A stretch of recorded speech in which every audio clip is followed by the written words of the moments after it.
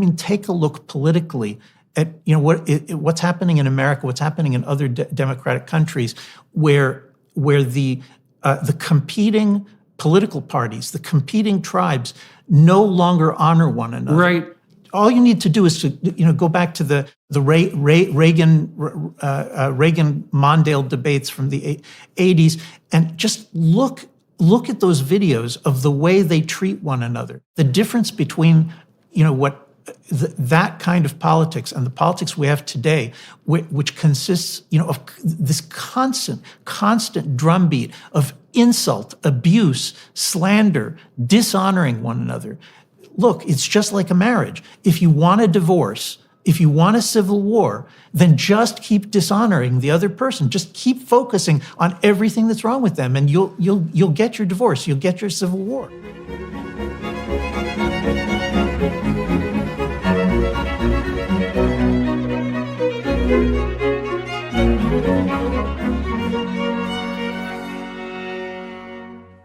Hello, everyone watching and listening on YouTube. I have today with me Dr. Yoram Hazony. We're going to talk about his new book. He's written a number of books. We're going to talk about his new book, Conservatism, a Rediscovery.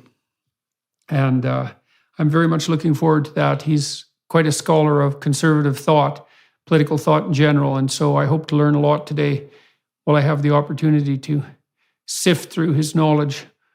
Welcome, Yoram. It's good to see you. Hello, Jordan. Good to see you. So let's talk about your book. Why a rediscovery? I think most people at this point have figured out that we're undergoing some kind of cultural revolution, and I think this hit a high point 2 years ago in 2020 when people started getting fired from prestigious academic positions and media positions for holding regular liberal positions that people had had for decades. And I wrote this book in order to try to make some order in this cultural revolution. These woke neo-Marxists are obviously not liberals. And it seems that the old liberalism doesn't have the fight and the firepower to be able to roll this back. And the question I think everybody needs to be asking is, what kind of a force would be strong enough to stop it? Everybody talks about all the things that the left is doing wrong, and of course that makes sense. But if we're thinking about opposition to it, the question is what kind of force is going to be strong enough to stop it? And I think to discuss that, you have to go into conservatism. How would you characterize what's happening on the left, do you think? I mean, what's the nature of this cultural revolution? Since after World War II, I think both in America and across Europe, there was a kind of a consensus, which all the major political parties, all the major cultural streams agreed on a kind of a liberal framework. And you can call it an Enlightenment liberal framework. The basic idea is that what you need to know about politics is that human beings are by nature free and equal, that they take on moral obligations and political obligations on the basis of consent. And that was assumed to be sufficient in order to guide the political world. So there were disagreements within liberalism, progressive liberalism, and libertarianism and classical liberalism, but the basic framework held for 60 or 70 years. And now, I think the most important thing to understand is that liberalism, which, in a lot of ways, it's very well intentioned, it's very, very noble, but it assumes that children, when they're being raised, that they don't need any kind of traditional guidance. They don't need any kind of customary framework, what people call guardrails today, that are inherited and are consciously inculcated by parents, by churches, by schools. The assumption was, and I think for many, many parents still is, for 2 generations, the assumption was you tell your kids when they're growing up, look, whatever makes you feel good, whatever fulfills you, whatever it is that gives you meaning in life, that's what you should do, and the important thing is to be happy. And that sounds really nice. But as you know from your work and your studies, when you raise kids like that, a great many of them simply reach a kind of a dead end. Whatever makes you feel good, well, they don't know what makes them feel good, and into that vacuum steps in this woke neo-Marxist movement, which has answers. It gives people answers, and the surprise is that all of these mainstream liberals thought that if you just told kids, use your reason, think for yourselves, figure it out for yourselves, we trust you, that everybody would sort of come to something normal. But it turns out that that's not true. When you tell all the young people for 2 generations, just think for yourselves, whatever looks good to you, it turns out that a great many of them are much more attracted to Marxism, and some of them even to fascism, than to the mainstream liberalism. So that went on for 2 generations, and now it's collapsed. I mean, basically, 2020 was the year that the hegemony of the mainstream liberal ideas came to an end. There's still obviously lots of liberals running around, but in terms of the assumptions of the society, right now we actually have this woke neo-Marxism seeking to impose a new hegemony, and they're frighteningly close. So it seems to me that you could make a case that classic liberalism worked because it was running on stored cultural capital in some sense. Is that when the institutions that you're speaking about were more or less intact, so that would be church, let's say, family, stable monogamous heterosexual marriages, and civic society, membership in clubs and that sort of thing. When all that was functioning, then in principle, it was possible to treat people like they were autonomous, reasonable individuals, because you had already laid the groundwork for something approximating a shared ethos. But as that evaporated, because people became more atomistic and hedonistic, then the shared ethos started to deteriorate and other idea sets became more attractive. Does that seem approximately correct? I think that's exactly right. I would just add the loyalty to a national framework, to a nation. So basically, if people are raised with loyalties to family, to a congregation, to a community, and then to a larger nation, then they know something about where they are. They can criticize, they can argue about, how are we going to organize these loyalties? How can we improve things? But exactly as you said, if they don't grow up with those things, if those things are no longer clear because the cultural capital, as you say, is running down, the inheritance is basically being spent, and once that inheritance is gone, then there are no limits. There is no framework. There's no common sense. I mean, what we call common sense is always the common sense of a particular nation or community or family. And once those things have broken down, there is no common sense, and people actually are willing to consider, just about any crazy, evil thing. Big government continues to spend borrowed money, inflation continues to swell, dragging down our economy, and the stock market has entered bear territory. So what's your plan? Are your assets diversified? I'm Philip Patrick, precious metals specialist for the Birch Gold Group. For nearly 20 years, we've helped Americans diversify into gold, and we can help you too. Did you know you can own physical gold and silver in a tax-sheltered account? We can help you transfer an IRA or 401k tied to stocks into an IRA in gold. If you're skeptical about the trajectory of the economy in the US dollar, then text Jordan to 989898. Birch Gold Group will send you a free info kit on securing your savings with gold. With thousands of satisfied customers, 5-star reviews, and an A+ rating with the Better Business Bureau, we take precious metals seriously. Text Jordan to 989898 for your free info kit. So I've been thinking a fair bit about the potential contribution of I would say clinical and counseling psychologists to this mess, because there was a tremendous emphasis, probably throughout the whole 100-year course of the development, say, of clinical psychology and clinical psychiatry, on sanity as something in some real sense internal to the individual. And so you can see that, I would say, in its most stellar exemplars in the humanist psychologists of the 1960s, and it kind of figures that that would occur in the 1960s, that you were sane and capable of psychological well-being if you were well constituted psychologically.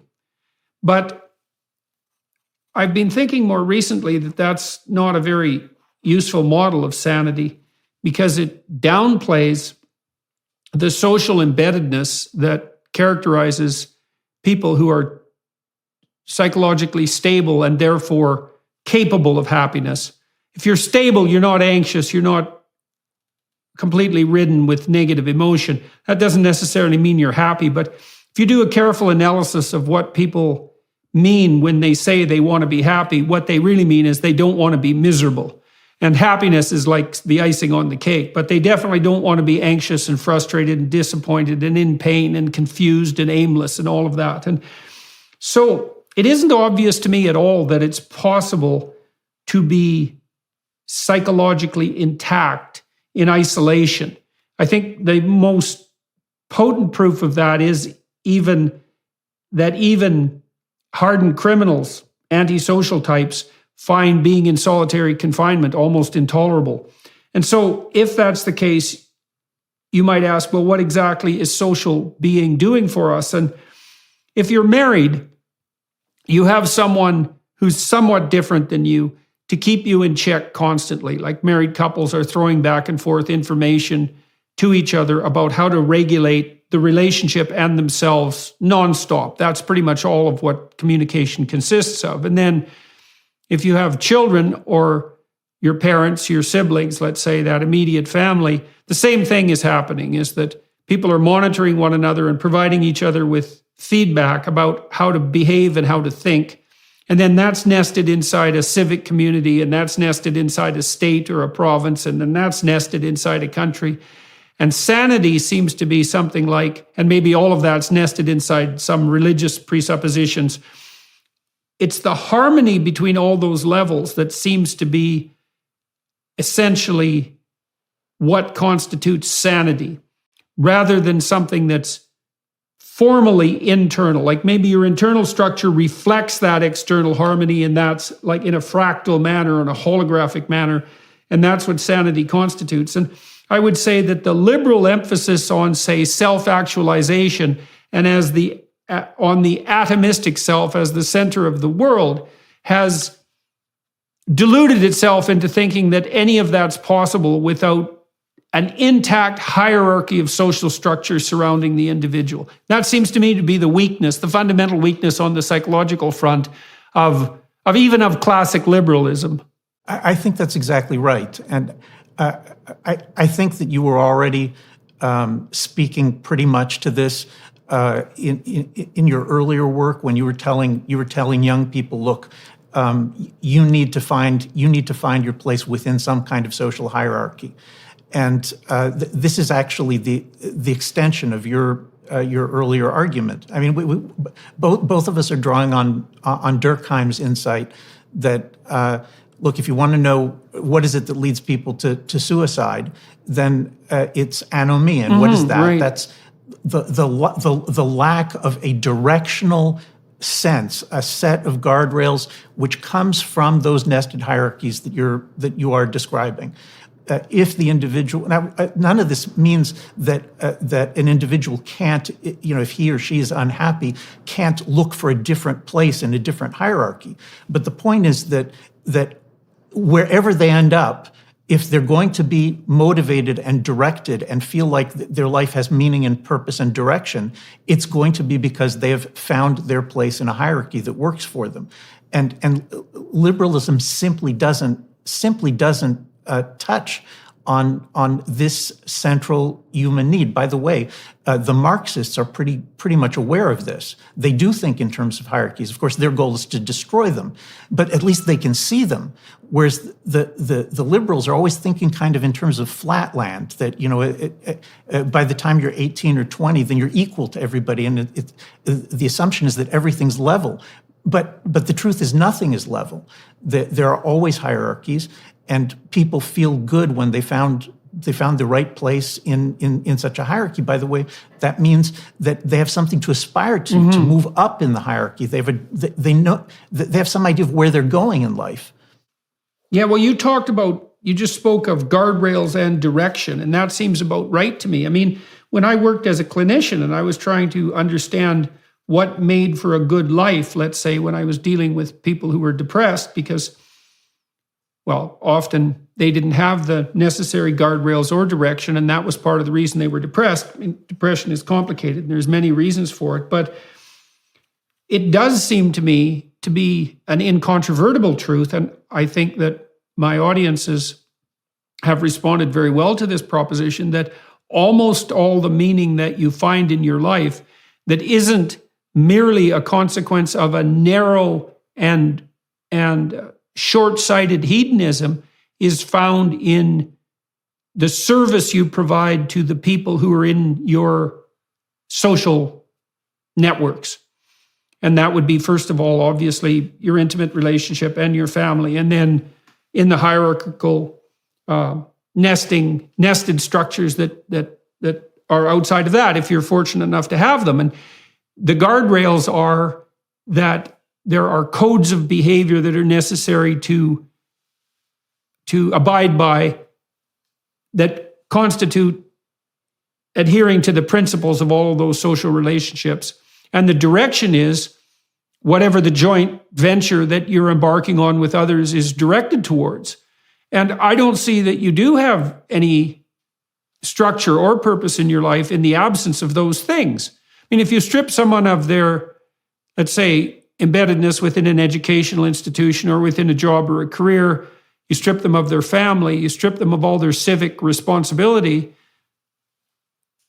I suppose perhaps they have their creative endeavors if they happen to be creative people, but even then, they have to be interacting with other people to communicate about their creative endeavors or to monetize them. And without that, there really is nothing. And we also know, too, that statistical studies of language usage have indicated pretty clearly that thoughts about yourself are indistinguishable from negative emotion.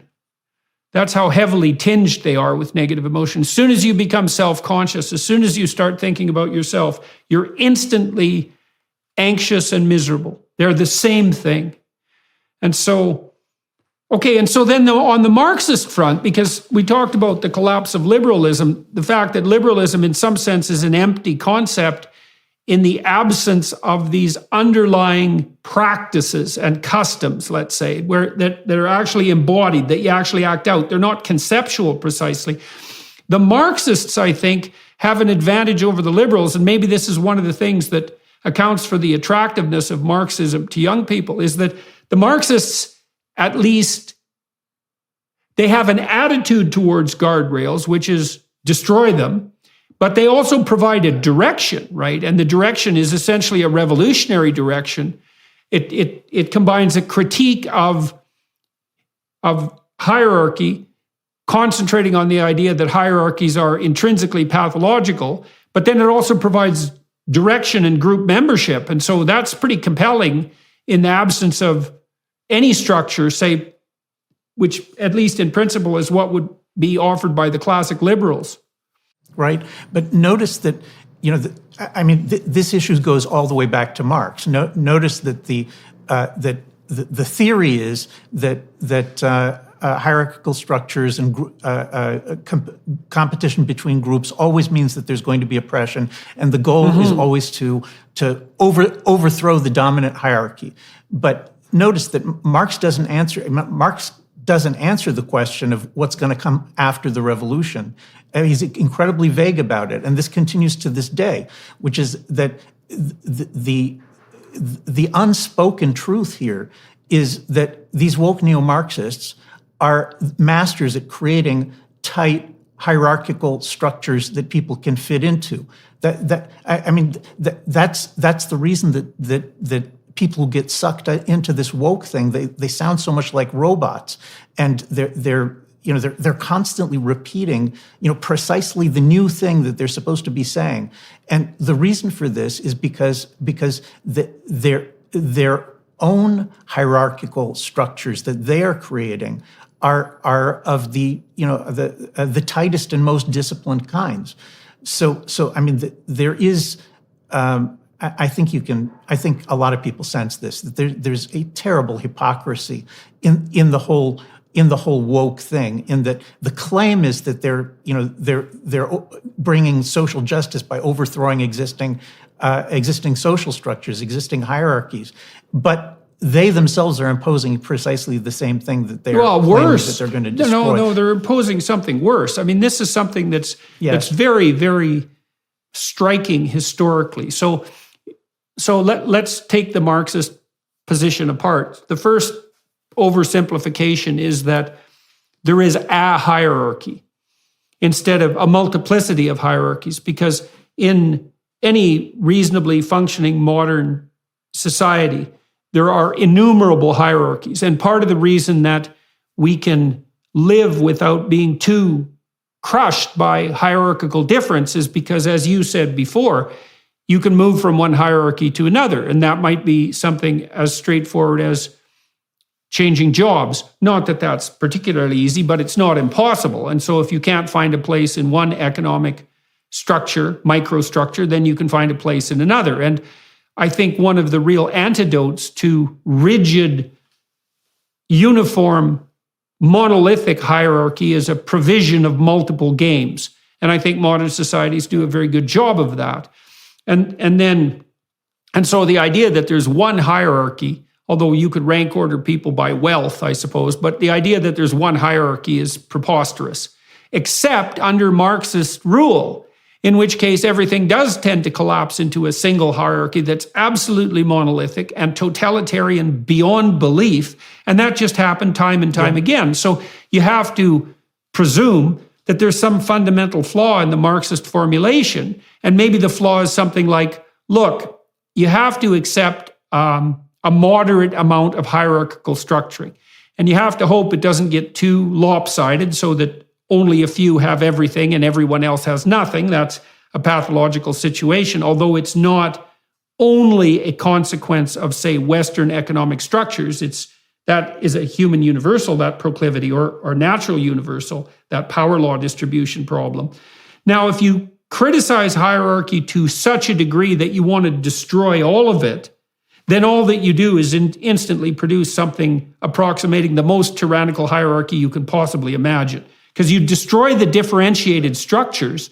It's exactly what happened in the Soviet Union and China. You destroy all the intermediary, distributed, multiplicitous structures, and you replace that with tyrant and peasants. That's true. But let me push back just a little bit, because I think that a healthy society is one that certainly has a competition of multiple tribes, maybe different religions. I think these things are probably more important to people. People's identities are more tied to regional, ethnic, religious groups than they are to what job they have. Mm-hmm, and so what I meant about when I said that people can change is that it's always possible if you don't like your nation to move to a different nation. If you don't like your religion, you can convert to a different religion. But the bottom line is that that big structures, macro structures like the hierarchy that constitutes a nation, those are the things that are missing, I think, from the liberal picture. Of course, a healthy nation, and I would insert the word conservative, is that the difference between a Marxist view of the hierarchy the hierarchical power structures within nation and a conservative view is that a conservative says, look, there's always going to be groups that are more powerful than others. There's no such thing as no hierarchy. There's always going to be a competition among groups, and some groups are going to be more powerful than others. You know, like the Anglo-Saxon Protestant grouping within the United States for most of its history. And so there are going to be groups that are more powerful than others. But that doesn't mean that the most powerful groups have to oppress the other groups. In a conservative society, there's an ongoing negotiation among the different groups. You know, there's a jostling and a competition, just like in family life. You know, there's a constant bickering and jostling among children for position, and even between a husband and wife. The reason husbands and wives bicker is the reason they squabble is because there's a constant trying to find a place where you feel like you're being properly honored, you feel like you're being properly respected. And in a traditional conservative society, what's going on is that you inherit certain ways of structuring things, and then you can adjust them, you can try to correct them. But the goal of the conservative society is to have a distribution of honors, a distribution of justices, of what people get and where they get placed within the society. And that distribution, the conservatives claim, it doesn't always have to be evil, like the Marxists say. It doesn't always have to be oppressive. You can have a situation in which the more powerful groups understand that they have a responsibility to the weaker groups. And you can argue about exactly what that is. But a mutually beneficial conservative society is one in which the different groups get things out of the collaboration, out of the mutual loyalty. It's not just the strong get things and the weak get crushed, but everybody gets things. And I think that a lot of what conservatives are reacting to when they see what the Marxists are trying to build is that you're trying to grab everything for your group, whereas a traditional conservative society says no, the just balance of honors among the different groups, that's what makes people feel good. That's what makes people loyal to the system. Otherwise, there is no loyalty to the system. There's just oppression. Yeah, well, the Marxists also have the advantage that I would say they have a twofold advantage. First of all, they can appeal to envy, and they're unbelievably good at that. I mean, I think the fundamental motivating force of Marxism is envy. Now, it'd be a close race between that and desire for untrammeled power, but we could certainly start with envy. And it's very easy for people to be envious of anyone who has more of anything than they do. And one of the things that I've really been struck by on the left is the constant presupposition that if someone has more than me, they got it because they're using power in an oppressive way. It's always the cutoff between the oppressor and the oppressed is whatever status I happen to have as a left-wing intellectual. Because I got what I have honestly and through hard work and diligence, but anybody who has more than me obviously took it from the people who are lesser than them. And so that's definitely an appeal to envy. But there's something underneath that, I think, that is more powerful, which is that, and this is a criticism that conservatism is susceptible to, is that hierarchies do tend to degenerate in the direction of arbitrary power when they degenerate. And every hierarchy is degenerate to some degree, right? Because there's a bit of corruption in everything. And so then the Marxists can point to the corruption, especially if they're appealing to young people, and they can say, well, look at that person in that position of authority and the awful things they did that were oppressive and improper. Obviously, everyone who holds any position of authority is corrupt in some fundamental way, and then obviously the whole system is corrupt. And that's given that critique of corruption has warrant in some sense, it's not easy to differentiate and to say, no, look, guys, you got to think this through, is that human institutions aren't perfect, and you have to be awake all the time to make sure they don't degenerate entirely, but that doesn't mean that they're fundamentally corrupt which is the claim, for example, that America was predicated on the on a positive view towards slavery. It's like, well, obviously, when America was founded, slavery was thriving, and so there was this pro-slavery ethos that was part and parcel of the American project at that point. But the fundamental drive of the system and all of the traditions upon which it was founded was that all men are created equal, men and women are created equal before God. And that was the principle that eventually won out. And it's hard to teach young people, I think, to separate the wheat from the chaff when it's so easy just to throw everything out, especially if there's no immediate consequences, especially when you're lauded for doing so and all your idiot teachers are telling you that's the right thing to do. While today's cups of coffee often come with hints of soy and social justice, our new coffee sponsor delivers an entirely different experience. It's bold, strong, delicious, and overall as good as the causes it supports. I'm speaking, of course, about Black Rifle Coffee. Many of you know about Black Rifle already. It's a veteran-founded and operated coffee company who have made it their mission to hire 10,000 veterans, and they're well on their way. By purchasing from Black Rifle Coffee Company, you're directly supporting the military service community. But what about the coffee itself? Well, it's bold, strong, and really good. Go to blackriflecoffee.com and use promo code Jordan for 10% off your first order, or when you sign up for a new Coffee Club subscription. The subscription gives you free shipping on all Coffee Club orders, early access to club deals and promotions, and special discounts from their partner brands. That's blackriflecoffee.com with promo code Jordan for 10% off your first order, or when you sign up to become a Coffee Club member. Black Rifle Coffee, supporting veterans and America's coffee. Right, agreed. Look, the reason that I bothered with the historical chapters in the conservatism book is because I think there's a widespread misunderstanding about conservative thinkers, about Fortescue and Selden and Burke and for that matter, Washington and Adams and Hamilton.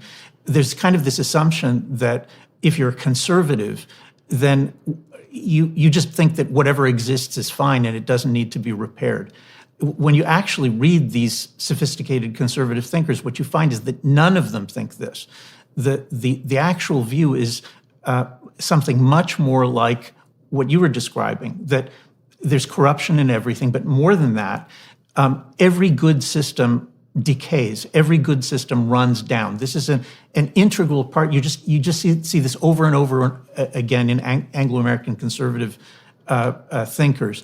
Is every system runs down. Every system decays, and that's just the way human societies are. So the principal job of the conservative is not to hold on tight to whatever exists. It's to look for restoration. It's to identify what has become corrupt and decayed, and to look for a model either earlier in history or sometimes even just looking at the neighbors. The way that that during the Polish Revolution they looked to the British Constitution for a model, and so the word restoration. It's a lot like the word repentance. Restoration is kind of a national political repentance where you look at something and you say, look, this is decayed. We've gone off course, or there is an inherited evil that can no longer be tolerated, and we have to fix it. And the conservative's job is to find a way to make that repair while strengthening the entire system as a whole. So, I mean, the example of slavery, I think, is it's always on a lot of people's minds, and I think for good reasons. But important to notice that Britain succeeded in eliminating slavery on the basis of the common law in the 1770s without a revolution, without a civil war. And what happened is that Lord Mansfield looked at the integration of the mercantile law over the previous century into the common law, And in a lot of ways, that was very good. That's what made it possible for Britain in a lot of ways to become a modern economy. But the idea that human beings could be bought and sold as slaves was imported into the common law by the mercantile law less than at the end of the 1600s. And at a certain point, the jurists, the judges in Britain looked at this and said, what's happening is we are corrupting ourselves. We're corrupting our tradition by allowing this institution of slavery to be brought into our country. And they eliminated it on the basis of British tradition, the English tradition. They said, English common law does not uphold slavery. A person who is enslaved in England is always enslaved unfairly. Now, the interesting thing is that the Americans, an important part of the Federalist Party's platform during the American Revolution was bringing the English common law in as the law of the new national federal government. Jefferson opposed it, Madison opposed it, but the Federalist Party, the conservatives, they thought that they needed this. They needed this common law inheritance, and America, in fact, does still have that common law inheritance until this day. Now, why is it that that if the English could get rid of slavery, without this abstract declaration that that all men are created equal, why is it that the Americans couldn't do it? And I think part of this is an optical illusion. I think that the Americans could have done it, but the strength of liberalism in America's founding and going forward comes from the fact that while Washington and his party were genuine conservatives, the American Constitution of 1787 is basically, in many respects, a restoration of the British Constitution. That's what Washington and his party stood for.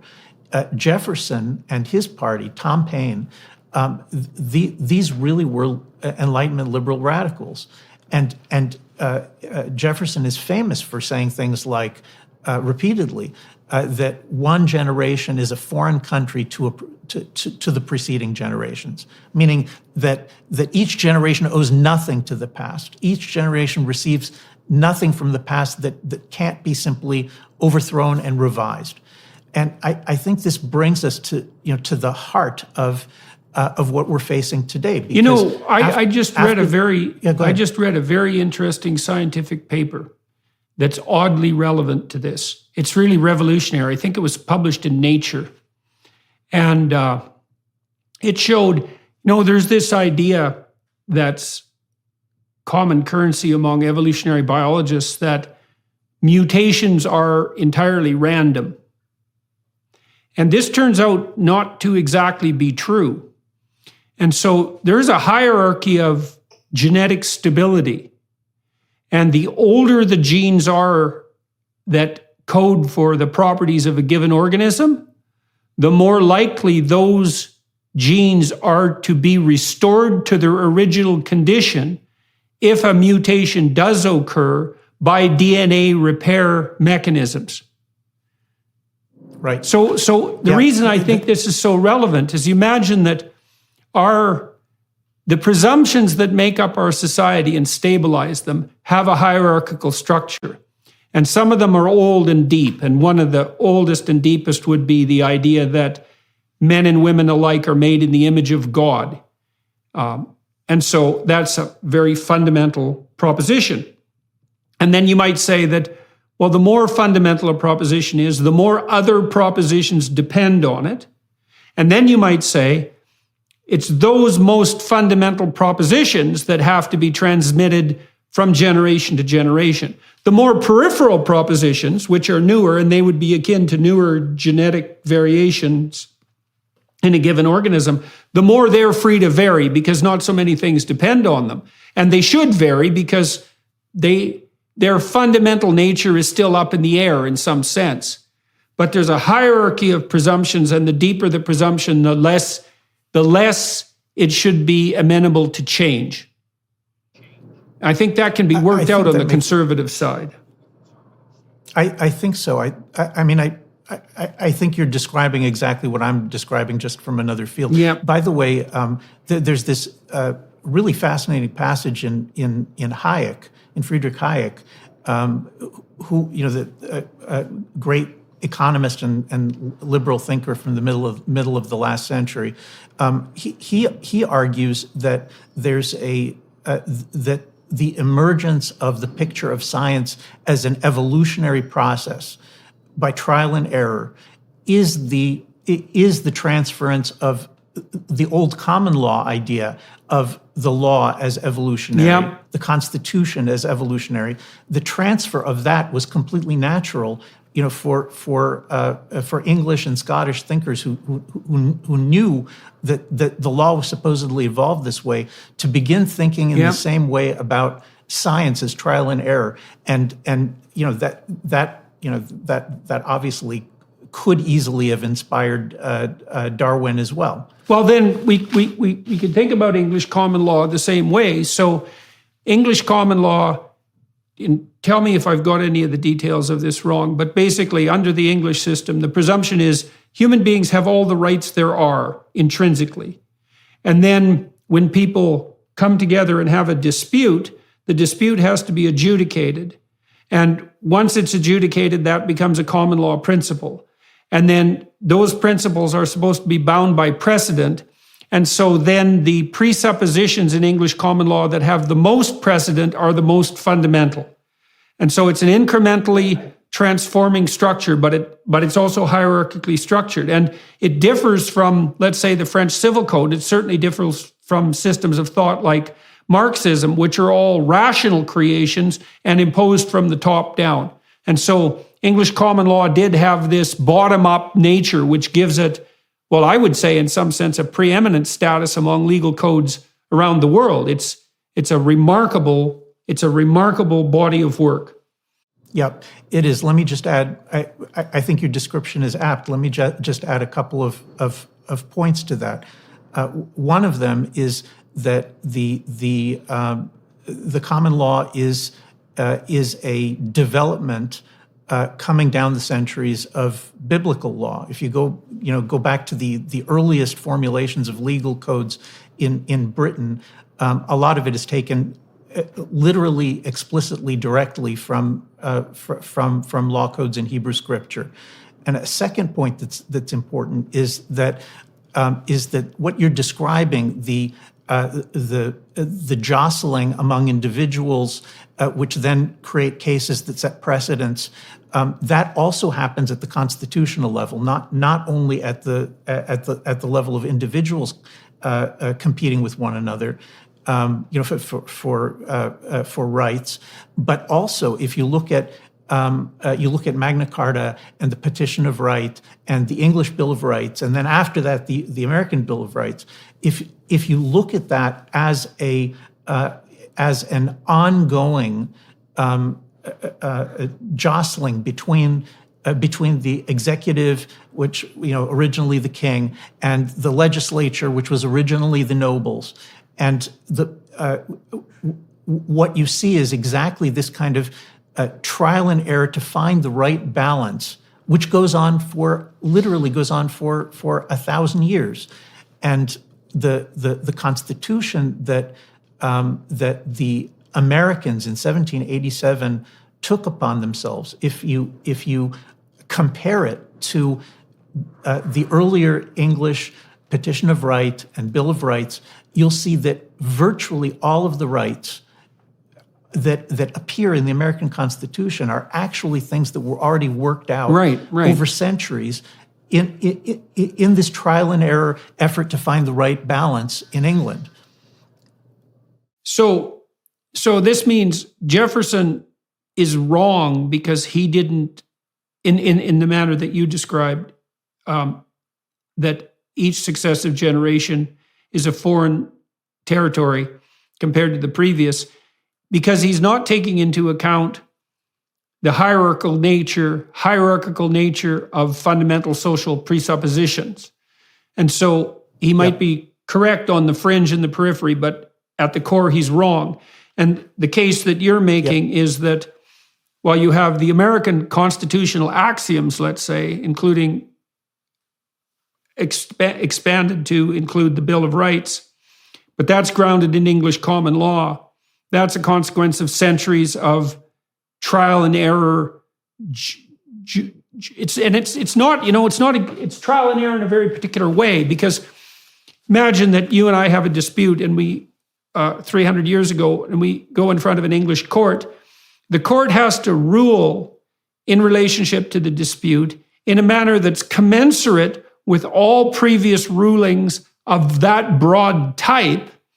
And then the rulings have to be consistent enough with grounded human intuitions of what constitutes a just settlement, so that when the settlement is handed down, the parties involved actually find it acceptable enough not to degenerate into murder.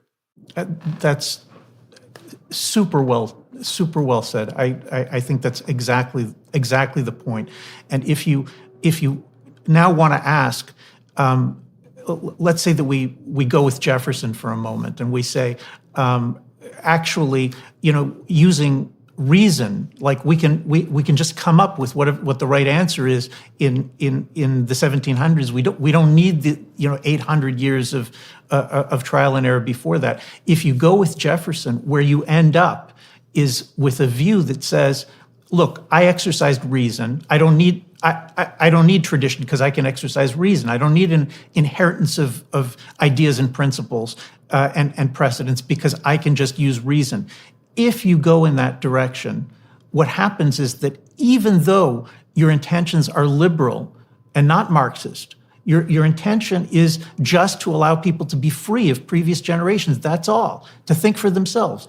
If you do that, then what you will come up with is something that it runs down. It actively, aggressively runs down the inheritance of common sense and precedents and intuitions that people have gotten. Well, and then you end up with, what is this logic? What is this reason that the liberals are stressing precisely? I mean, if you investigate that from a psychological perspective, I mean, you could think about it as the application of pure logic, but that's foolish because people just aren't that logical, and very few people are trained to think logically in any case. And then with regards to reason itself, unless you're a radical empiricist and you believe that the pathway forward and the guardrails are self-evident as a consequence of exposure to the facts, which is naive beyond belief, then your reason is an empty concept. Because, I mean, if we're reasoning with language, let's say, which would be the most reasonable way of reasoning, because you can communicate with other people that way. Every single bloody word you use was crafted by other people. Every phrase has a history. Every sentence is a fragment of a philosophical tradition. And then every profound idea is very unlikely to be original. And so the very tools of reason itself are established by not only by tradition, but by an unbelievably profound hierarchical consensus, because you and I couldn't even speak unless almost everything we said to each other was comprehensible because of our shared set of assumptions. Again, we can play on the fringes, right? I mean, as long as we're 99% in agreement, we can talk about the 1% where we differ and we can nibble away at the edges. But if we were radically different in our orientation and our individual reason, we couldn't even talk. Right. By the way, this point is already made explicitly by Selden in John Selden, the great common lawyer and constitutional scholar, in the early 1600s. That every single word that we use is something that was crafted by previous generations, and that's the basis for our capacity to be able to live together. Now, to go back to your a question that you started with, if you have a society that has a common inheritance Okay, now I'm not saying that everybody has to agree on everything, but there is exactly, as you said, there's an inheritance in which 90% or 95% or 98% of what we think has been inherited, and we agree on it, and then we argue, as you say, on the fringes. That is a very good description of a successful, cohesive polity in which there are competing parties, in which there are, you can have democratic votes, you can have transitions from the rule of one party to another, but all of this depends on a mutual recognition among the different parties that they're part of one inheritance, and that they're willing to honor one another, because even though they disagree, they may hate each other, but they understand that they're part of one structure, as you said, one inherited logic. And what we've done today is to say, no, we don't need any of that. Yeah. We don't need any of that. It doesn't matter how much of it you uproot and throw out, because we trust the new human reason that the revolutionaries are going to come up with to be something better than what we inherited. Well, I think you really argument. see this. I really believe that you see the most egregious example of this in our willingness to redefine the meaning of man and woman. Because my psychological studies have led me to the presumption that there might not be any more fundamental perceptual category than man and woman, than male and female. And there's the direct perception of that on the biological front, which is a precondition for successful reproduction, we should point out, in case it has to be pointed out. And then there are symbolic echoes of masculine and feminine that pervade almost everything we conceptualize. So you see that echoed, for example, in the Taoist conception of reality as yin and yang, which is a masculine and feminine dichotomy. There's this bipolarity of cognition that has as its fundamental basis the distinction between the sexes. And, when Canada moved in 2016 to force the reconstruction of pronouns onto unsuspecting population in the name of compassionate narcissism, I thought, well, because this is such a fundamental cognitive category, if we introduce entropy into it, if we introduce disorder, then we're going to destabilize those who are already quite disordered, and the most likely to be destabilized in that manner would be adolescent girls, because there's historical precedent for that. And so this idiot insistence that all conceptions are up for grabs belies the fact that there's a hierarchy of perception in relationship to the different degrees of depths of different perceptions. And it replaces hierarchical order not with the freedom that's promised by the Marxists and the liberals, but with absolute, bloody, intolerable chaos. And I do believe that we're in a Tower of Babel situation in a real sense, is that we've become intellectually pretentious beyond belief. We're building scaffolds that are in principle designed to replace God. And now we've reached impasse where we no longer speak the same language. We can't even decide what constitutes a man and what constitutes a woman. And if you can't agree on that, then I don't think there's anything that you can agree on. And so if you ask, what does the individual, man or woman, today facing this permanent cultural revolution, which is uprooting the most fundamental things that have been inherited, the most fundamental concepts that we use to understand reality, are being smashed. So where do they turn? And here I understand that this could be controversial for all sorts of people, but I think the bottom line is that if you see the revolution coming, you understand it's going to destroy everything. You understand there's going to literally be nothing that is not uprooted. If you see this, what's the force that could stop it? Well, the force that could stop it is fundamentally young men and young women young families, older men and older women, going to that institution which continues to hand down traditions intact, which is in our society is almost only at this point the church, the Orthodox churches. Orthodox, I mean theologically, traditionally, whether they're Catholic or Protestant or Orthodox doctrinally, or the synagogue or some other traditional community in which a life of conservation and transmission is actually taking place. It begins with young people saying, "Look, I need to be part of a community." But the next step is to say it can't just be any arbitrary community. It can't be like a bunch of 18-year-olds in a dorm room. We're going to set up a community because they're not actually that's a gang, not a community. Right, they're not engaged in conserving and transmitting anything.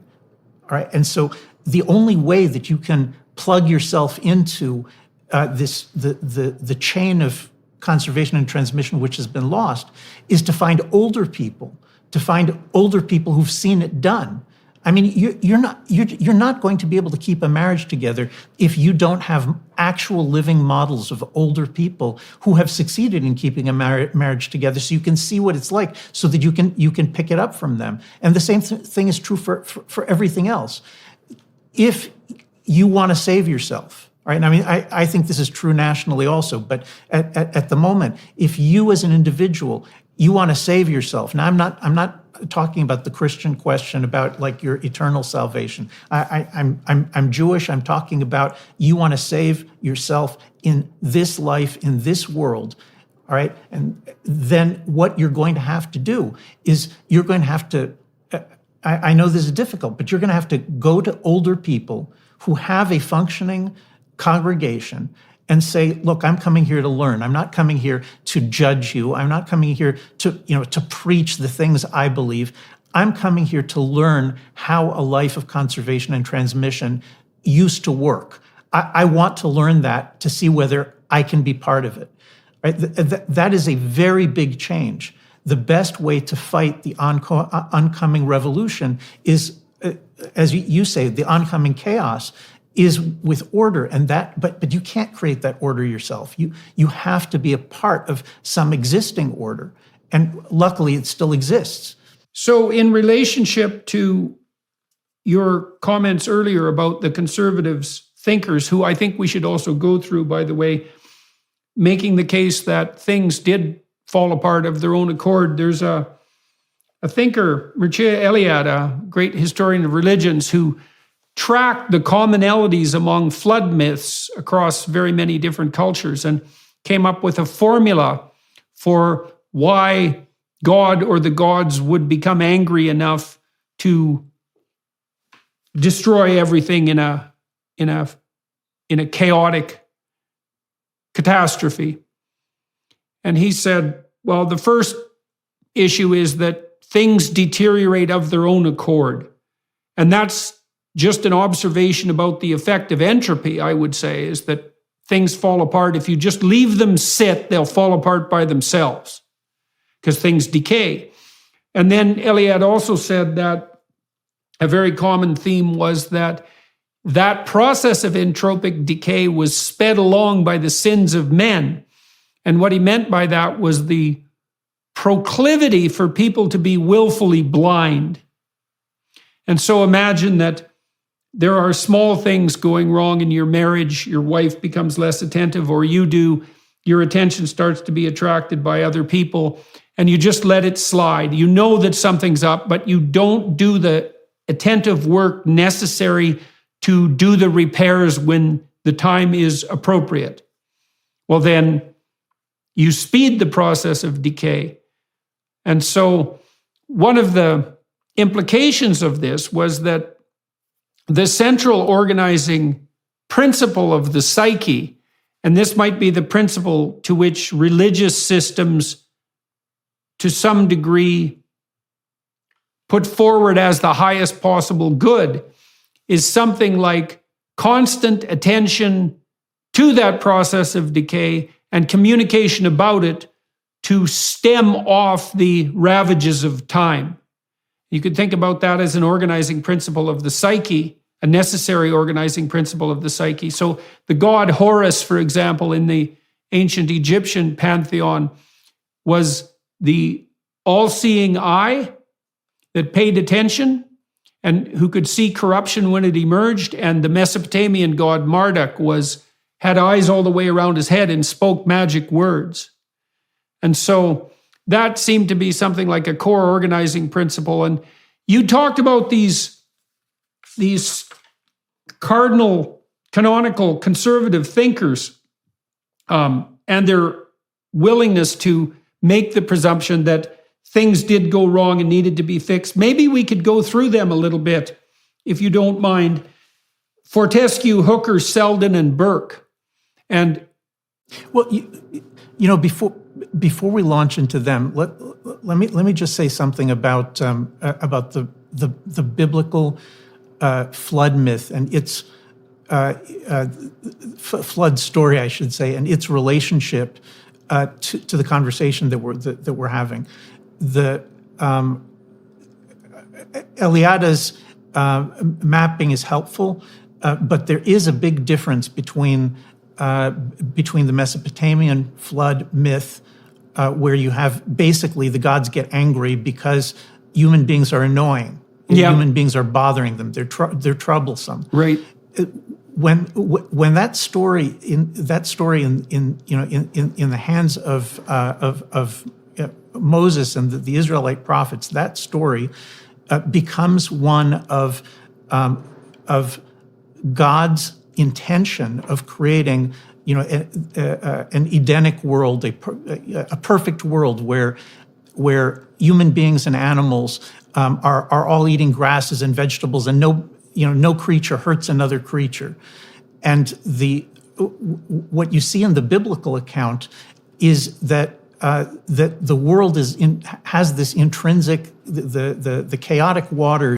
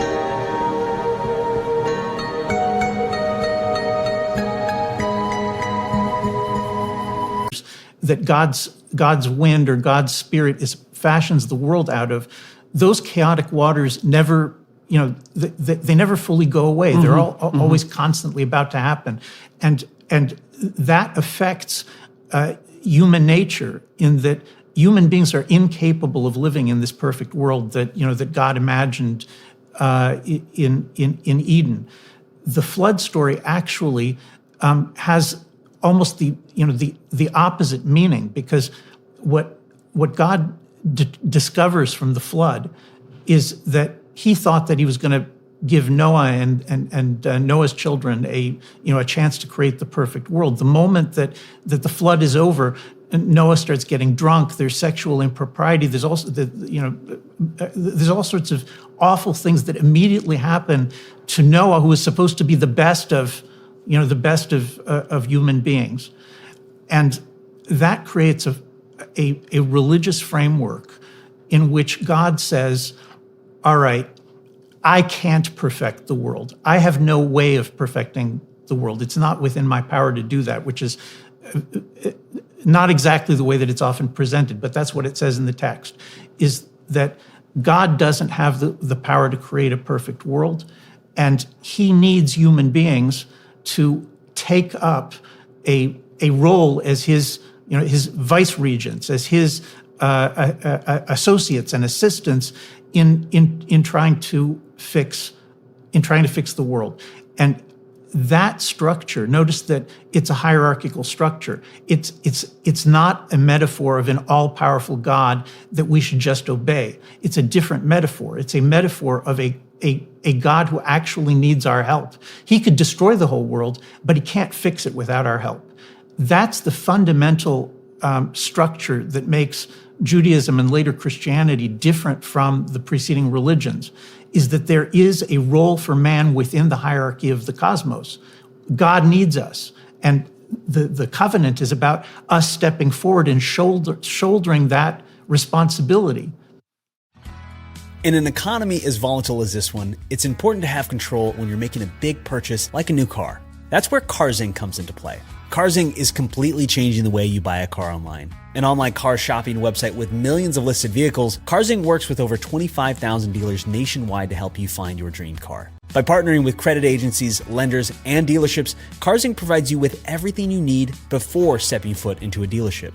Their mission is to make auto financing quick and easy while providing a modern, hassle-free way of shopping for cars. Their innovative technology and financial tools provide consumers with the ability to instantly pre-qualify online without affecting your credit score. Plus, you can search for vehicles with instant financing details including down payment, monthly payment, term, and APR. Once you find your dream car at your ideal budget, all you have to do is bring your saved deal voucher with you to the dealership to finalize your next ride. Carzing offers transparency to the max. You know your purchasing options before you set foot into the dealership, which makes the whole process so much more convenient. Visit carzing.com/Jordan today to skip the guesswork and find the best deals near you. That's carzing.com/Jordan. So the other thing that I've seen, another thing that I've seen on my tours is that the call to responsibility has become somewhat of a clarion call. And, you know, you can see the Marxists and the environmental types as well capitalizing on the attractiveness of responsibility and destiny to some degree by offering these utopian schemes as a sort of messianic alternative to the enemy of liberalism. Let's put it that way. The conservative approach seems to me to be something more like, what would you call it? The pursuit of responsibility in humble micro domains, at least to begin with, right? So that to set yourself right, you should try to set your family relationships right, and maybe to establish a family. And having established a certain degree of harmony and functionality in your family, then maybe you could extend out a few tentacles into the surrounding civic community, and you could build from the bottom up. You could build a stable life and a stable social life, and then a stable political life, let's say, from the bottom up.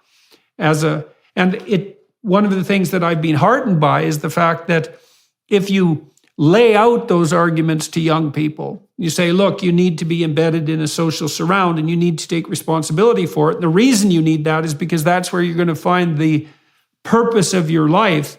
That sounds to me like an echo of this biblical insistence that there actually is something for human beings to do, as long as they don't bite off more than they can chew and get all prideful about it. You said maybe start a family. So, you know, this might be controversial with some of your viewers, but in the Jewish version of the biblical tradition, in the Jewish tradition, the starting a family is an obligation that everyone who can do it must do it. Right. And if you think about that in terms of the responsibility issue, young Orthodox Jews are raised to believe that if you don't take on this responsibility, if you as a young man, if you don't make it your business to find a wife and to have children and to do what it takes to create a stable structure, you're going to be for your entire life unable to understand what it actually takes in order to create human order. I mean, the various people have noticed that that many of the European leaders are unmarried and don't have children, and the situation in which young people don't learn how to, they don't learn how to govern. They don't learn how to be a king and a queen in their own homes. They don't know how to govern a family. They don't know how to hold it together, despite the incredible pain and difficulties that often takes place between men and women, and children are they're sometimes fun, but they're sometimes incredibly difficult, incredibly painful to raise. This whole concept that every young man and woman who can do it must take the responsibility to bring life into the world, to create the world anew, to try to build up on the basis of what's been inherited, to try to make it better than what it was in previous generations. That view, I think in many ways, that's like the bedrock Jewish and Christian view, which says, we're not slaves to the gods. We're partners in creating this world, but that means we have an obligation to do the act of creation. And the most fundamental act of creation is creating a family. Once you've done that, then you were hinting to this. Then I think you can also learn to create congregations, to uphold nations. All of that flows from the first step of very young people taking responsibility for creating, basically their own little world in a family.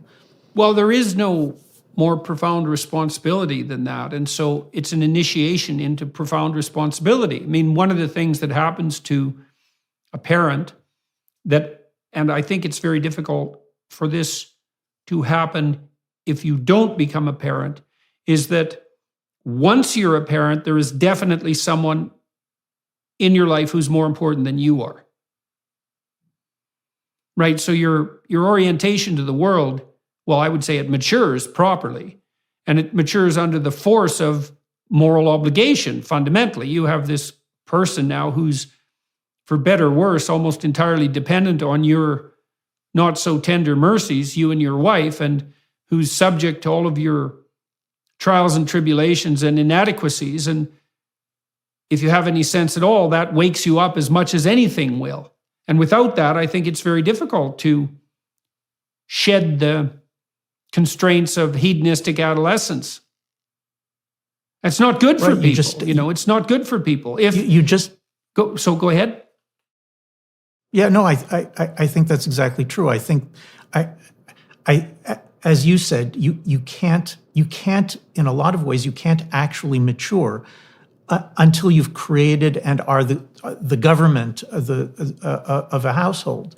And the alternative that sort of mainstream liberalism gives us, this view that when you reach 18 or 20 years old, you're a rational individual, and now you can do whatever you want. You can, and usually doing whatever you want. We can see in young people that doing whatever you want means that they get too scared to get married. They get too scared to have children. Even I'm talking about something that even affects Orthodox religious communities. You can see it very, very clearly that they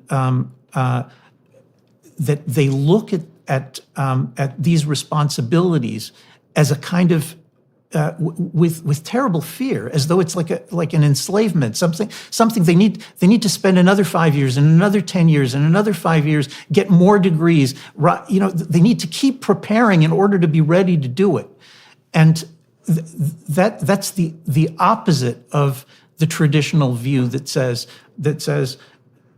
take the responsibility and then live up to it. You'll grow by living up to it. You'll become a complete person. As the rabbis say, you complete yourself by taking the responsibility of marriage and children. And the alternative is adolescence that's extended forever. What you think that when you're 35 years old and now you're going to start looking to get married, it's going to be easier to get married. You'll actually be more capable of it than you were when you were 23. I don't think that's true at all. I think what you learn during those extra 10 or 15 years of adolescence is to just care for yourself instead of to learn how to create something, to learn Well, how that to command something. That idea also highlights, in some sense, both the practical necessity and the inevitability of faith, or the lack thereof. I mean, many things in your life you have to throw yourself into without first knowing that you can do it. And I don't mean to do that in an impulsive and foolish manner, like heedless of all risks. I mean that when you get married, you don't know if it's going to work. And in some sense, that's even a foolish question, because the issue is that when you decide to get married, it's the first and foremost decision among 50,000 decisions that are going to determine whether or not you can stay married. And you can boil that down to a question like, did I marry the right person? And the answer to that is always no. And they didn't marry the right person either. And because neither of you are the right person in your current unbelievably flawed condition.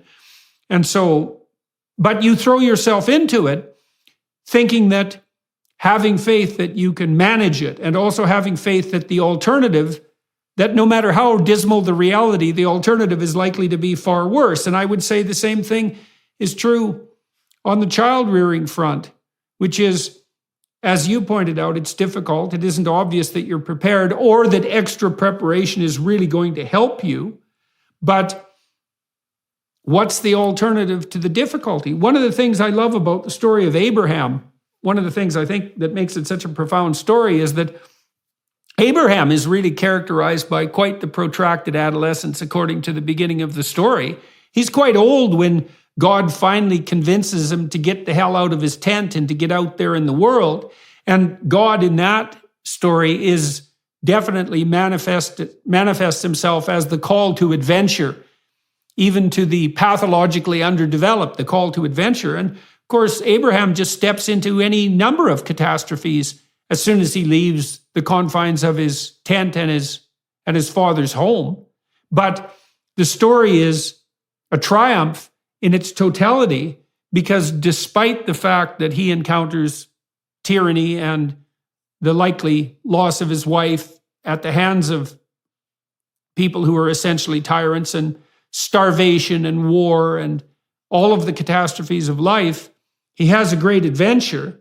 And that's the adventure, as far as I can tell. It's something like the adventure of truth and dedication and responsibility. And that's very seldom marketed, by conservatives to young people as an adventure, right? And you said their default position is often to regard these strictures of community as, what would you call it, impediments and impositions on their hedonic freedom. But there's very little of value in that hedonic freedom. And all of the adventure in life, as far as I can tell, is to be found, weirdly enough, in truth and responsibility. Yep, I completely agree. You have God telling Abraham, "Look, I'm going to give you an opportunity to become a great nation, to become a great tradition, to become a teacher of all the peoples in the world."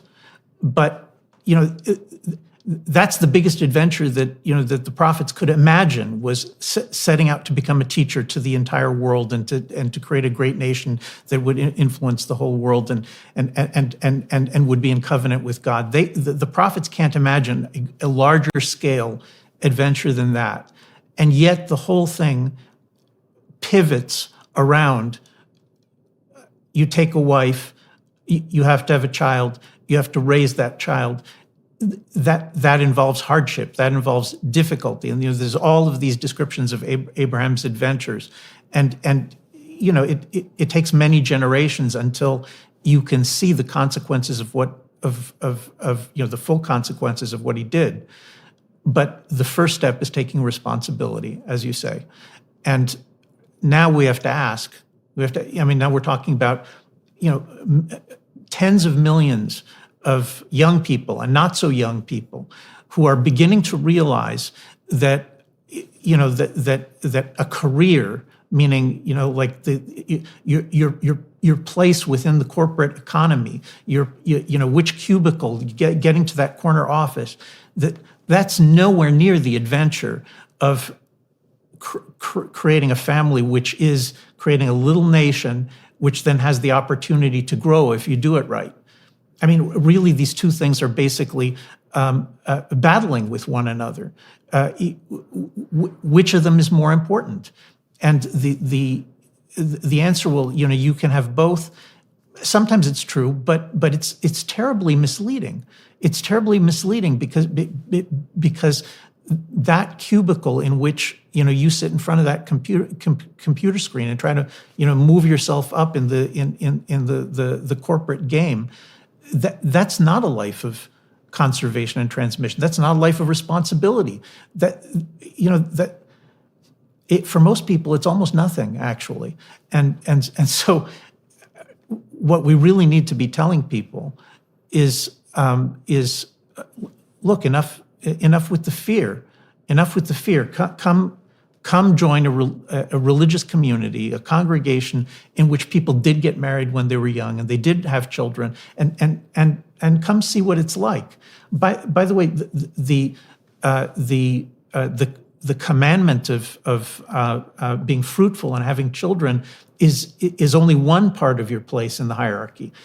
Another part of your place in the hierarchy is the commandment to honor your parents, and that also is something that young people find incredibly difficult. Whenever I speak in front of young audiences, the moment that I mention, honoring your father and your mother, honoring your teachers, immediately somebody says, well, only if they deserve to be honored, right? I mean, you're not talking about honoring them, if they're terrible. And of course, that loophole basically allows every single individual young man and woman in the audience to say, well, my parents are, I judge my parents, they're not worthy of being honored. That it begins by going away to college and you don't need to talk to them anymore. And it ends by putting your parents in an old age home and paying somebody else to take care of them in old age.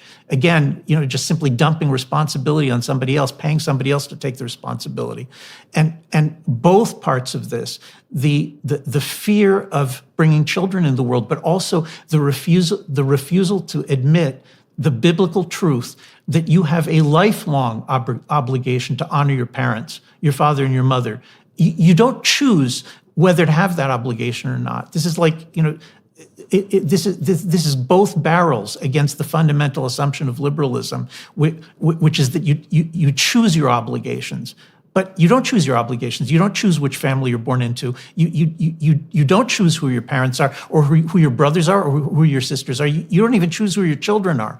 And so all of these in the end are unchosen obligations. And the question is, are you strong? Are you going to develop the strength of personality, the power and the wisdom and the ability to uphold these responsibilities in a way that's impressive and classy and powerful and it can also be magnificent? You get to a certain age and you've got all of these decades of I think of my my aunt and uncle who they're in their 80s now, and Orthodox Jews in Israel, and they took a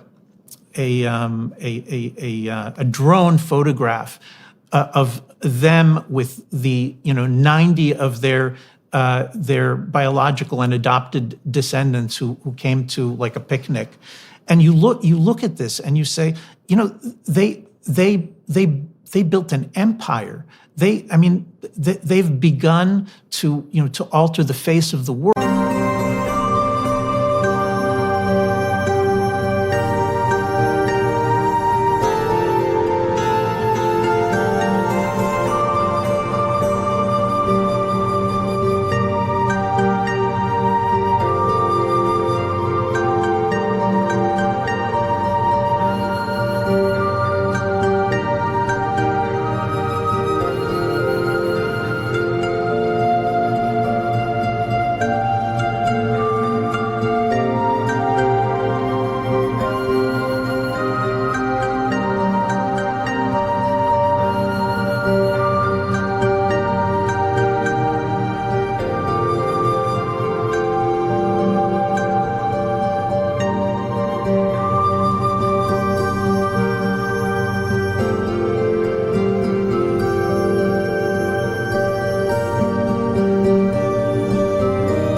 with what they did.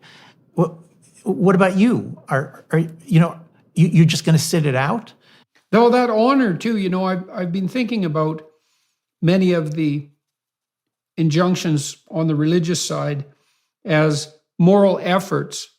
So faith, for example, you can pillory it as blind insistence that something that no one could possibly believe to be true is true. Or you could say, no, faith is the courage that it requires to leap into the unknown and to wrestle with possibility itself. And you could think of honor the same way, is that, I read this book by Frank McCourt called Angela's Ashes. And in that book, he talks about his father back in Ireland. They were a very poor Irish family. And his father was a absolutely unrepentant alcoholic who drank up every cent the family ever made and had many, many children, number of whom developed very serious illnesses as a consequence of the poverty induced by the father's drinking, and some of whom died. And Frank had the wisdom, even as a young man, to sort of divide his father into two parts. There was sober, useful, productive, encouraging morning father, and then there was nighttime and binge father. And he did everything he could to extract out the encouraging patriarchal spirit from the best that his father had to offer. And it seems to me that that's something like honor, and to honor your parents, to honor your wife, to honor your siblings is to have the best in you serve the best in them. It's something like that. It's active, right? It requires effort, like courage requires effort. It's not something you do blindly and foolishly. And so when people say, well, my parents have done things that make them less than honorable in my eyes, there's two rejoinders to that. The first is, well, and what makes you so perfect? And so who exactly is it within you that's doing this judging?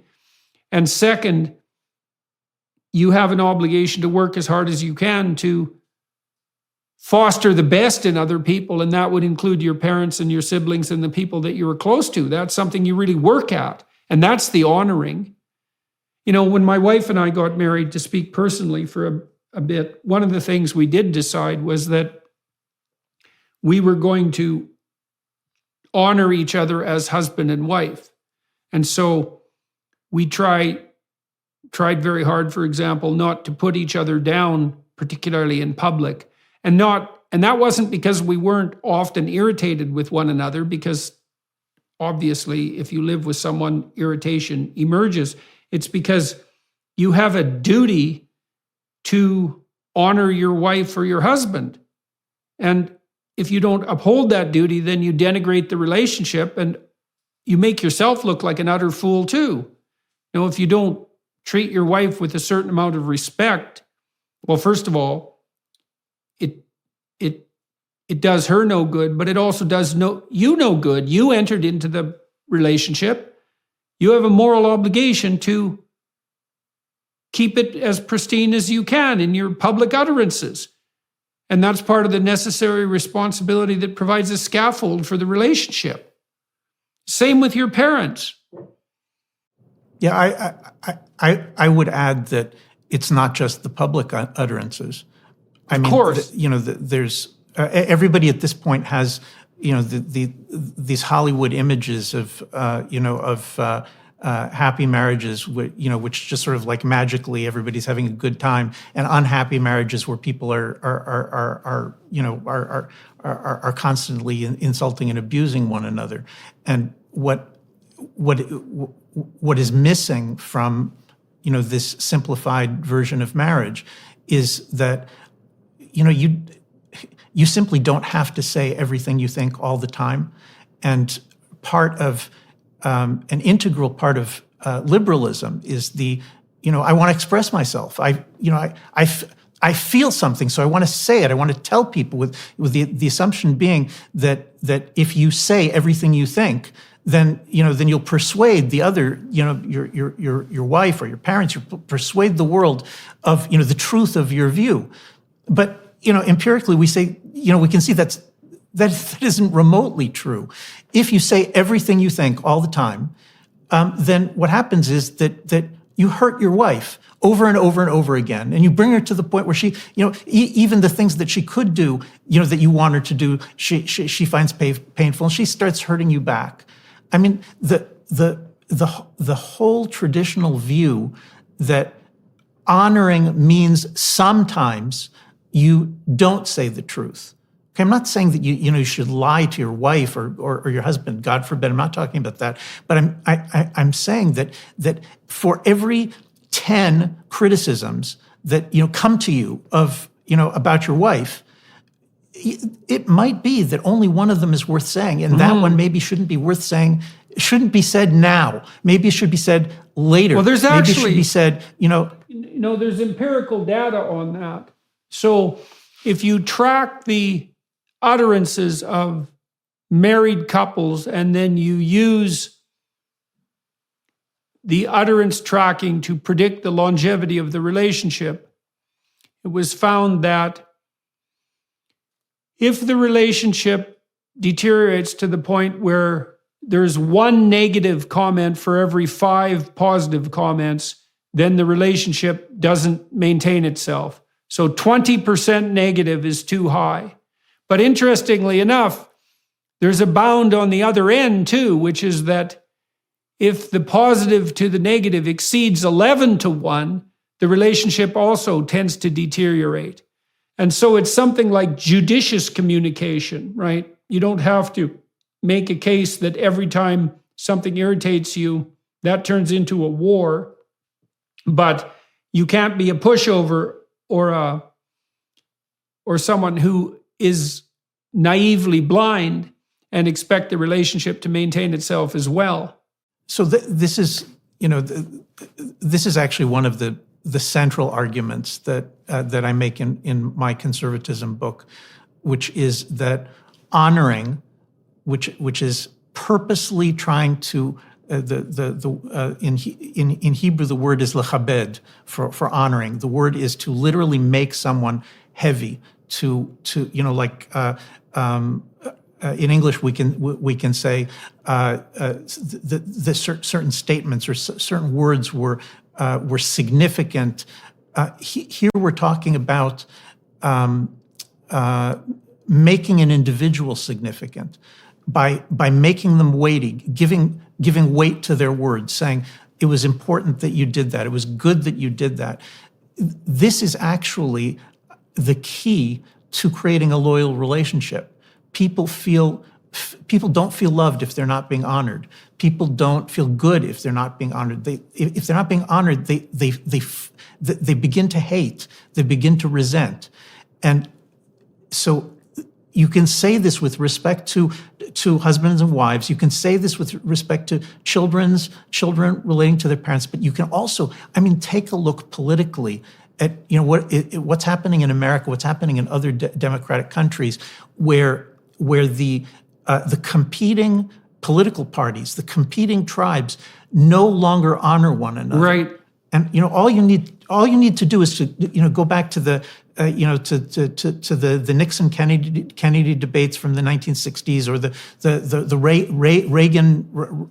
Reagan Mondale debates from the 80s, and just look at those videos of the way they treat one another. It may be that in their hearts they hate one another and they think they're dangerous people, but look at the way they talk. They're constantly giving honor to the other side because they value the fact that if the other side wins, then they're going to be the loyal opposition. They'll do their best to honor them until the next election. Hopefully they'll win. I don't want to turn this into something like, too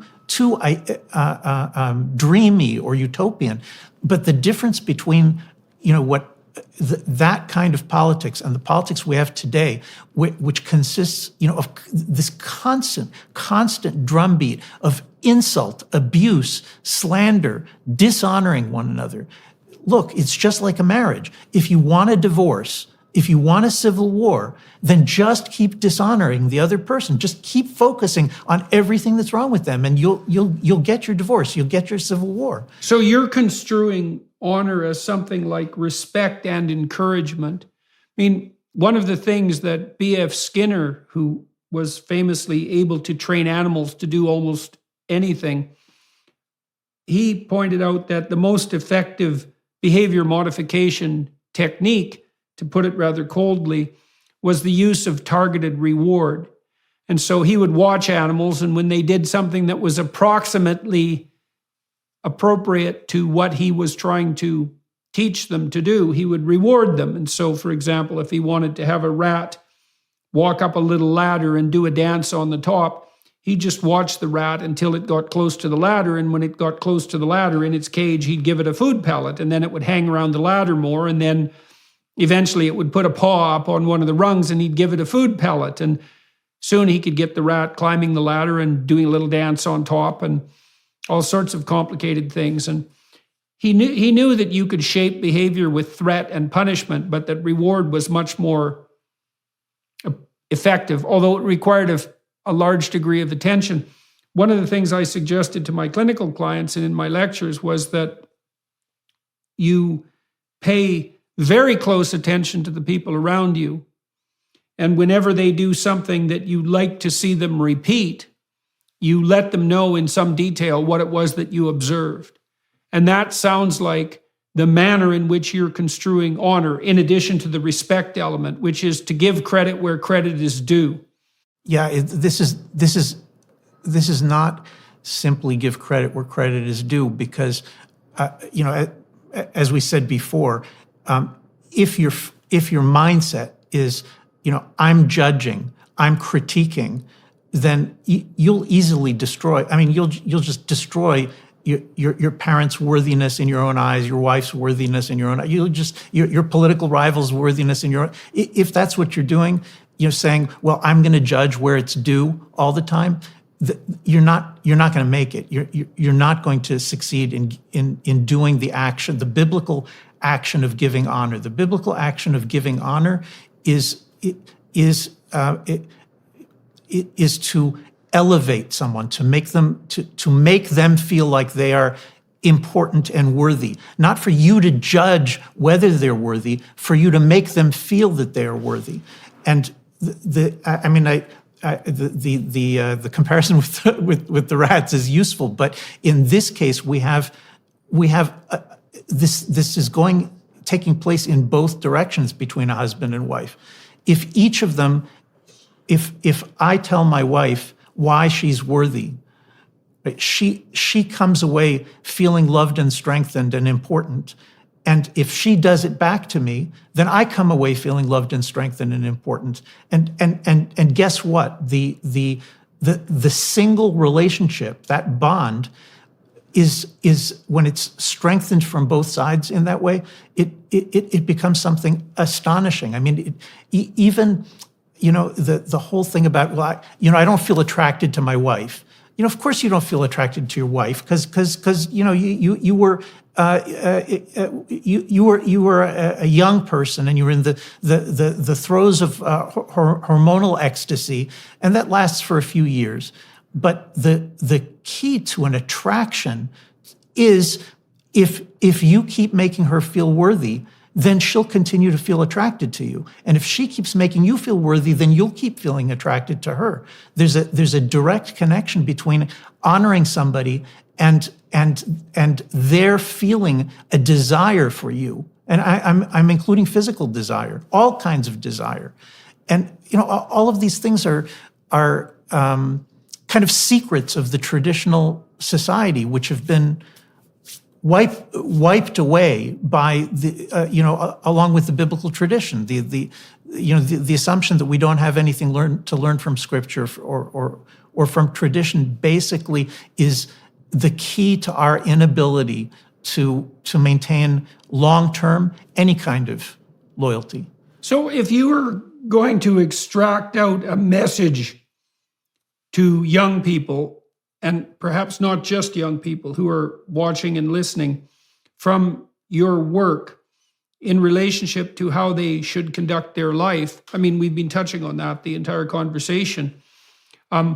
What would you tell them in relationship to conservatism rather than liberalism or God forbid, let's say Marxism? Why tilt in the conservative direction if you're young? The most important thing about tilting in a conservative direction is that you yourself have to lead a conservative life, right? There's importance in voting for conservatives, but this is not the key to the issue.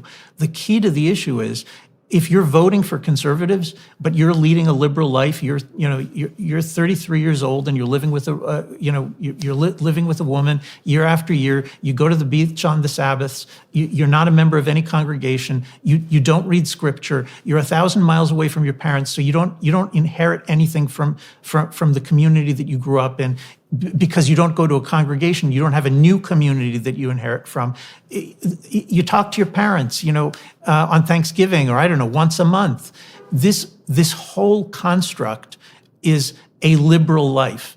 It is a life in which nothing is conserved and nothing is transmitted from one generation to the next. It doesn't make any difference how you vote if your personal life is one in which you're not part of the chain of transmission in a hierarchical society in which you learn to honor people who you didn't necessarily choose, and you as you get older and you get wiser and you accomplish real things by creating a family.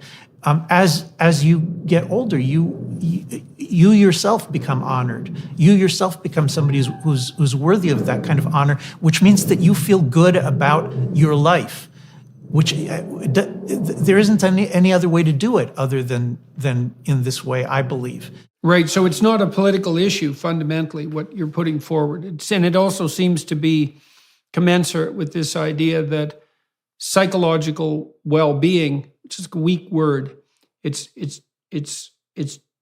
happiness in the more classical sense, I would say, which had ties to virtue, is something that's practiced locally, practiced personally, practiced within the family, practiced within the broader community, and so forth, in all these nested hierarchical structures. And that's really the essence, in some sense, of conducting yourself in a sustainable and traditional manner. And the utility of that is that you actually get a full life. And maybe you can live in some degree of productive peace and harmony with other people, which, is probably preferable to horrible conflict and war. All of that's true. And in our current moment, it's always been true, but in our current moment, where the alternatives are deracinated liberalism or a Marxism whose purpose is just, really is to destroy all of the inherited structures and knowledge that have come to us from previous generations. I can't see it. I can't understand how young people or even old people, whose kids went away to college and never came back, why not try a conservative congregation and see whether that can give you the kind of flowering that you're looking for, but you don't have any other way to get it. I think this is the best thing that anyone can do to fight the Cultural Revolution and the woke madness, is to find a Christian or a Jewish or some other congregation in which you can experience inheriting and honoring and inheriting yourself and be a part of that. That's, if people don't do that, there isn't much of a future. Well, that's a salutary place to draw this conversation to a close, I would say. I'm going to talk to, for all those who are listening and watching, I'm going to talk to Dr. Hazony for another half an hour on the DW Plus platform. I use that time to wander through my guest's biography. I'm very interested in what sets people on a particular path, and also interested in sharing what you might describe as the wisdom of success with as many people who are inclined to listen and watch. And so that'll happen on the Daily Wire Plus platform. In the meantime, thank you to all of you who are watching and listening. Your attention is much appreciated. And thank you, Dr. Yoram Hazony, for speaking with me today and for sharing your thoughts with the listening and watching audience. Much appreciated, sir. My pleasure. Thank you. Hello, everyone. I would encourage you to continue listening to my conversation with my guest on dailywireplus.com.